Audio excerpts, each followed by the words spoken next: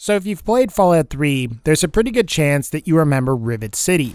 This is where you meet Dr. Lee for the first time, and it's also where you can either help or betray Harkness to the Institute.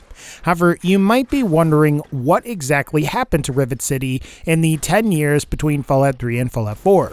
Is it still there, or was it destroyed sometime before the events of Fallout 4? Today, I'd like to talk about the possibility and plausibility of Rivet City being destroyed, as well as speculate about what exactly happened to the settlement. But I guess without further ado, let's talk about what we know about Rivet City. So for those of you that haven't played Fallout 3, Rivet City is one of the major towns in the game and is located to the west of the Jefferson Memorial on an old dry-docked aircraft carrier. Now, according to Horace Pinkerton, an NPC from Fallout 3, Rivet City was originally infested with mirelurks, which were cleared out so the remnants of the Naval Research Institute could use the well-preserved science bay on the ship. Over time, people began to settle around this science bay, and eventually, the governing body of Rivet City was formed by Horace Pinkerton himself, Lana Danvers' father Brad, and Seagrave Holmes' grandmother Annette. Unfortunately for Pinkerton, Madison Lee and her science team arrived at Rivet City after James, who was the lone wanderer's father, decided to abandon Project Purity. Dr. Lee ultimately took control of Pinkerton's team, and Pinkerton decided to go and live in the front bow of the ship. And these conditions are maintained right up to and during the events of Fallout 3. Rivet City is the largest settlement in the Capital Wasteland, and the player will visit this location several times throughout a playthrough, whether that be to complete quests or just to pick up some supplies. However, it's unclear what has happened to Rivet City in the 10 or so years since the events of Fallout 3, and you may even be surprised to know that despite the fact that you can meet Dr. Lee in Fallout 4, she never makes any mention of Rivet City in any of her dialogue. Perhaps to make matters worse, there are some interesting things that some of the NPCs say that indicate that Rivet City might not be doing so hot. Strangely, one of the characters that mentions Rivet City in Fallout 4 is Paladin Dance, and during some dialogue with the sole survivor, it's revealed that Dance supposedly had moved to Rivet City to open a junk stand before joining the Brotherhood.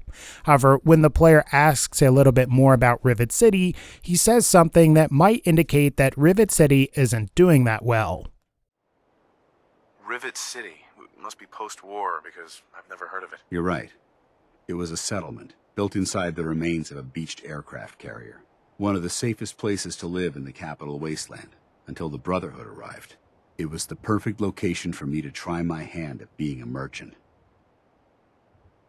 What's interesting about what Dance says here is that Rivet City was one of the safest places to live until the Brotherhood arrived.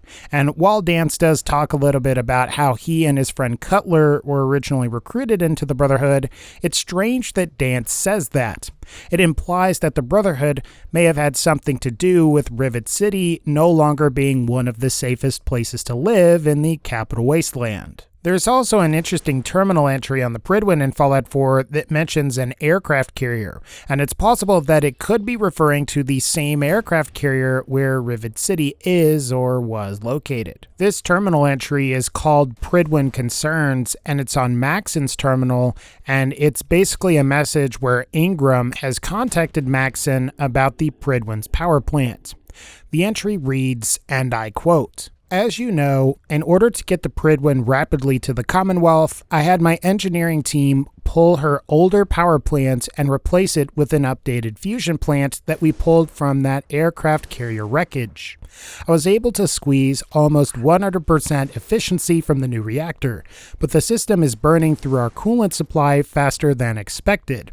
As we've been docked over the airport, I've been able to deactivate the main engines to cool down the reactor, but we're still eating up coolant when we're in hover mode. We're eventually going to hit a point where we'll run out of coolant, and if that happens, we'll need to put the Prydwen on the ground. I desperately need your help if you want to prevent that from happening, and I'll be certain to provide you with the details at our next briefing." As was discussed previously, Rivet City is located on an aircraft carrier near DC, and given that the East Coast Brotherhood of Steel is also from DC, it's possible that they may have salvaged the fusion plant from the aircraft carrier where Rivet City was once located.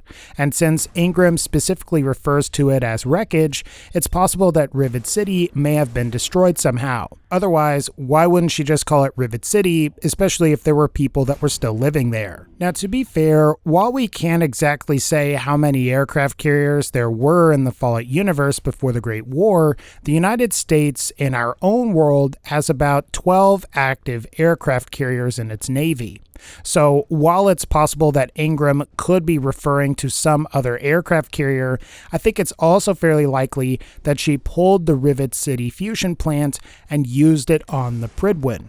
Because if we've only got 12 aircraft carriers in our own real world, I doubt the world of Fallout has a lot more than that. And we only really know of one aircraft carrier in the Capital Wasteland, and that is where Rivet City is located. And while this doesn't necessarily pertain to Rivet City directly, Dr. Lee does have some interesting things to say about the Brotherhood based on her own experiences. Upon meeting her in Fallout 4, she reveals that she ran from the Brotherhood because she feared that they wanted to kill her, and when asked by the player why the Brotherhood would want her dead, she replies with the following. Why would we want you dead? I did some pretty sensitive work for the Brotherhood of Steel. Even though Lyons let me go, there were a few others in the ranks that thought I knew too much. That's why I came to the Institute. It was the only place that I thought I'd be out of the Brotherhood's reach and still be able to do my research. Since Father trusts you, I'm going to give you the benefit of the doubt. I might not agree with everything he says, but I know he'd never allow harm to come my way. Say what you came here to say, and then leave me alone. Dr. Lee also speaks about the Brotherhood's desire to control Project Purity when asked by the player why she won't help the Brotherhood by working on Liberty Prime. Why won't you help us with Liberty Prime? We deserve an answer, Doctor. I originally left the Brotherhood because I was tired of being stepped on and used. First, there was the Water Purification Project, designed to freely benefit the entire Capital Wasteland. Even though the Brotherhood allowed it to be activated, they wanted to control it. But that wasn't enough. They forced me to help design Liberty Prime. Turned my work into a weapon of war. I had enough, so I left. It's as simple as that. Dr. Lee ultimately refused to keep working with the Brotherhood because they were developing weapons of war, and while she trusted Elder Lyons at the time, she wasn't going to take any chances with some of his subordinates, so she just left the Capital Wasteland and joined the Institute. But between Dr. Lee's opinion of the Brotherhood, as well as some of the evidence provided by Dance's dialogue and Ingram's terminal message to Maxon, it's possible that the Brotherhood of Steel may have had a role in the demise of Rivet City. The question is whether the Brotherhood attacked and sacked Rivet City and took that fusion plant, or if another course of events took place that led to Rivet City's demise. Assuming the Brotherhood attacked and sacked Rivet City, I think a major question that needs to be asked is why the Brotherhood would want to attack Rivet City. Sure, they obviously needed the fusion plant there to help power the Prydwen, but the only other thing Rivet City has is the science bay that was originally being used by Dr. Lee.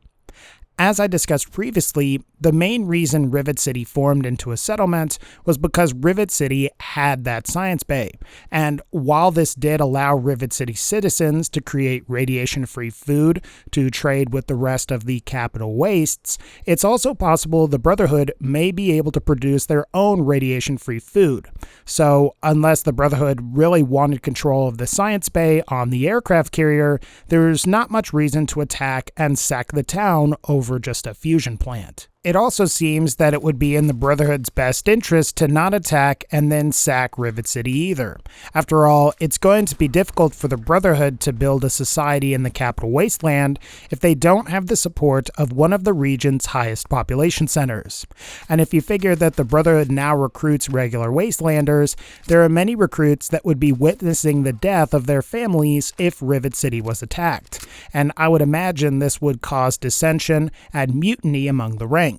So ultimately, I don't think the Brotherhood attacked Rivet City for those reasons. But if the Brotherhood didn't attack Rivet City, what ended up happening to the settlement? Well, my guess is that part of the appeal of Rivet City, aside from the science bay, is that it was a major source of radiation-free goods.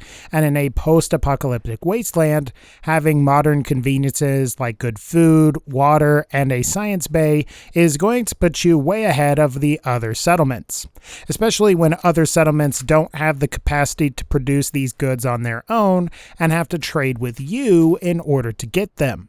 And I think one of the big contributing factors to the decline of Rivet City's near monopoly on quality food and water would have been the completion of Project Purity. If water in the wasteland is relatively common and you can literally drink from the Potomac River, it's pretty hard to remain the sole supplier of quality food. I also think that it's worth putting forward the idea that the Capital Wasteland is a much safer place now than it was before and during the events of Fallout 3. You could argue that a reason that you would want to live in Rivet City originally was because they had a decent enough security force to repel most threats like super mutants or the Talon mercenaries. But with the Brotherhood's increased military dominance in the region and with the defeat of the Enclave, most Wastelanders don't have to live exclusively in Rivet City anymore. As you can probably imagine, this would also contribute to the decline of Rivet City. With all of this said, I don't think the Brotherhood helped Rivet City's case either. While it would be stupid of the Brotherhood to attack the people they eventually want to recruit, the Brotherhood may have used a form of soft power that compelled the citizens of Rivet City to move out and live somewhere else.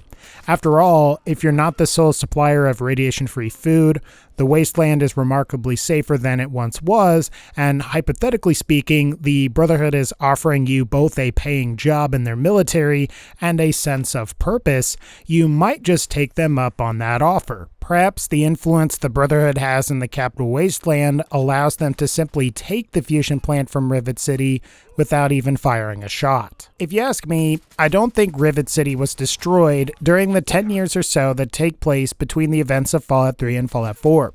And while I suppose it's possible that Rivet City was destroyed, it doesn't seem like it would be within the Brotherhood of Steel's best interest to do it.